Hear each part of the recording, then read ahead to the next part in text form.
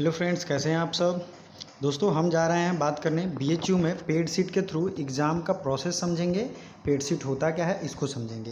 अब देखिए, बीएचयू जो है वो रिज़ल्ट देती है, ठीक है।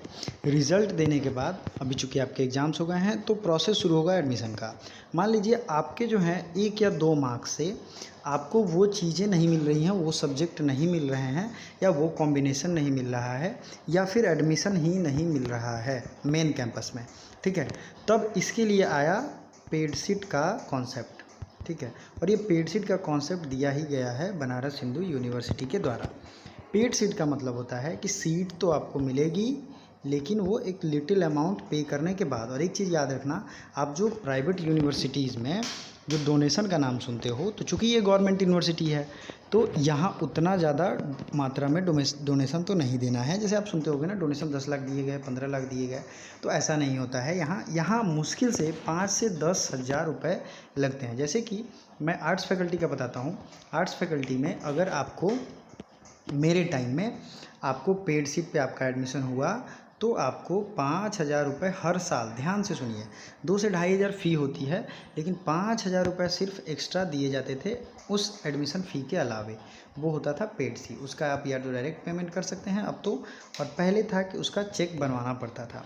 तो ये हो गया पेड सीट का कॉन्सेप्ट। अब किन बच्चों को एडमिशन मिलेगा। मान लीजिए कि कट ऑफ गया 246, ठीक है, और आपका है 244, ठीक है। आपने टाइम से काउंसलिंग भी ज्वाइन किया, आपने देर नहीं किया, ठीक है। तो आप गए और वहाँ पे आपने कहा, सर आपको जो काउंसलिंग प्रोफेसर देंगे वो आपको बताएंगे कि क्या आपको चाहिए एडमिशन पेड सीट पे। पेड इन द सेंस कि आप कुछ पैसा देंगे अलग से, और वो बीएचयू के नाम से चेक बनता है, इसलिए ऐसा मत समझिएगा कि वो गैरकानूनी है। बहुत लोगों को डाउट है, इसलिए मैं ये बना रहा हूँ।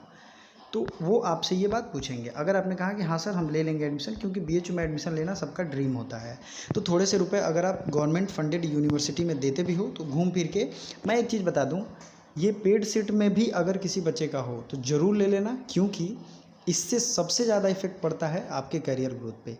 देखियो, आप अगर 1 साल वेस्ट करोगे, फिर से तैयारी करोगे हॉस्टल के लालच में या फिर किसी और चीज़ में, तो कोई गारंटी तो है नहीं कि अगले साल ये दिक्कतें नहीं रहेंगी, क्वेश्चन ईजी आ जाएगा, ये जो आप अभी नहीं कर पाए उस समय कर पाओगे। तो सेम सिचुएशन भी हो सकता है, ठीक है। तो आपको ये ध्यान रखना चाहिए, ठीक है। ध्यान रखने के साथ आप अपने आप को इंश्योर खुद से कर लो कि क्या हमें एडमिशन मिलेगा तो करोगे। ये कब पता चलता है, काउंसलिंग लेटर जब आपके पास पहुंच जाएगा। काउंसलिंग लेटर मान लो आपका इशू हो गया, आपके ईमेल पे चला जाएगा। काउंसलिंग लेटर जाने के बाद आपको आराम से पता चल जाएगा कि हमारा पेड सीट में मिल सकता है या नहीं, काउंसलिंग के बाद, ठीक है। काउंसलिंग नहीं, काउंसलिंग का टाइम आपको बताया जाएगा। फ़ी हर फैकल्टी के हिसाब से अलग अलग हो सकता है। कितने % सीट रिज़र्व होते हैं, अगला क्वेश्चन है। 10% सीट जो है वो रिज़र्व होते हैं पेड सीट के लिए। मान लो पूरे 2000 सीट हैं तो कितने हो गए, 200 सीट हो गए पेड सीट के लिए। लेकिन अगर 200 सीट है तो मात्र 20 पे होगा पेड सीट, और ये फ्लक्चुएट कर सकता है। और इसमें आपको यही है, इसीलिए मैं कहता हूँ काउंसलिंग टाइम से जाके अटेंड कर लीजिएगा, ठीक है। तो ये सारी चीज़ें हैं, ये इंपॉर्टेंट चीज़ें थी, और बहुत लोगों को बहुत सारे डाउट होंगे। इसके अलावा भी अगर आपको डाउट होंगे तो कमेंट बॉक्स में कमेंट जरूर करिए, और चैनल को सब्सक्राइब करिए, क्योंकि सारे प्लेलिस्ट अवेलेबल हैं, आपके प्रीवियस ईयर के कट ऑफ हैं, और बहुत सारी चीज़ें जो हैं, जो आप बीएचयू के वेबसाइट पे परेशानी हो रही है तो आप यहाँ देख सकते हैं। साथ ही साथ कट ऑफ जितने भी हैं उन पे मैंने अलग से वीडियो बनाया, हॉस्टल का प्रोसेस का वीडियो बनाया है, और भी बहुत सारी चीज़ें, हॉस्टल के बेनिफिट क्या हैं, इन सब पे आपको वीडियो मिल जाएगा। तो ज़रूर देखिए और हमें बताइए। Thank you so much.